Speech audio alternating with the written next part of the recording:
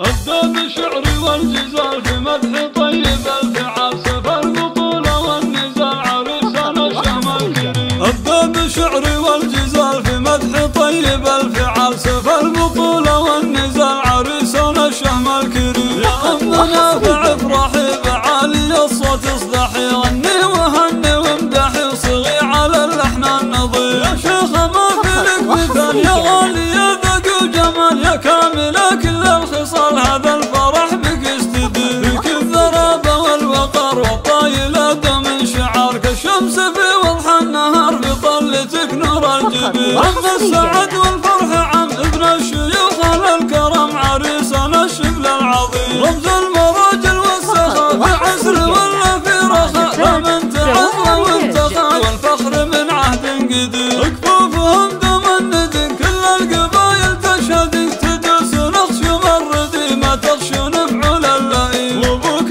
شيخ ينذكر بالطيب وفعوله فخر وله مقام معتبر ابن الكرم شيخ حكيم. واسم تعلى واعتلى يا مرحبا يا مسهلا وبنافع قل يا هلا ترحيب ما هب النسيم. وختامها مسك وعود كل الحضور ولا الوفود يلا بشرف ذا الوجود بوجودكم حمل يزيد. عم السعد والفرح عم ابن الشيخ الكرم عريسنا الشبل العظيم. ابدا بشعري والجزال في مدح طيب الفعال سفى البطولة والنزال عريسنا الشمال كريم. يا أمنا افرحي بعالي الصوت اصدحي غني وهني وامدحي وصغي على اللحن النظيف. يا شيخ ما في لك مثال يا غالي يا ذق وجمال يا كامل كل الخصال هذا الفرح بك يستدير. فيك الذرابة والوقار والطايلة من شعارك الشمس في وضح النهار بطلتك نور الجبين. رب السعد والفرح عم ابن الشيوخ